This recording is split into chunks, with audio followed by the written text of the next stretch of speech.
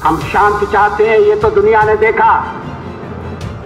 अब दुनिया ये देखेगी कि हम शांति की रक्षा के लिए और अपनी शक्ति का भी प्रदर्शन कर सकते हैं।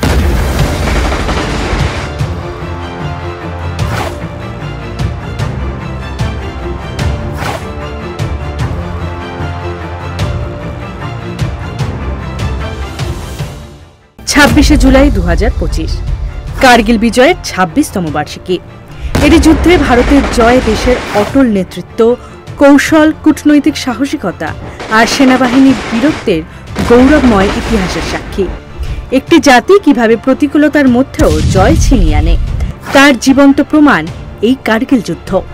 3রা মে 1999 সালে পাক সেনা গোপনে লাইন অফ কন্ট্রোল পেরিয়ে ঢুকে পড়ে ভারতের কার্গিল, দ্রাস ও বটালিক অঞ্চলে।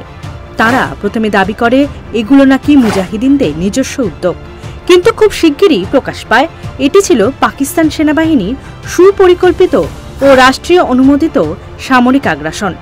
এর জবাবে ভারত চালায় 3 বাহিনীর সমন্বিত অভিযান: অপারেশন বিজয় অর্থাৎ স্থলসেনা, অপারেশন সফেদ সাগর অর্থাৎ বায়ুসেনা এবং অপারেশন তলোয়ার অর্থাৎ নৌসেনা।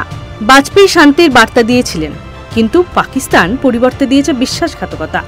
যুদ্ধ নিয়ে বিল ক্লিন্টনের আমন্ত্রণেও তৎকালীন প্রধানমন্ত্রী সাফ জানিয়ে দিয়েছিলেন, ভারতের মাটি পুরোপুরি না পেলে আলোচনা নয়। 14 জুলাই ভারত জানিয়ে দেয় কার্গিলের বিজয় সম্পূর্ণ। 26 জুলাই তেরঙ্গা ওড়ে কার্গিলের প্রতিটি শৃঙ্গে।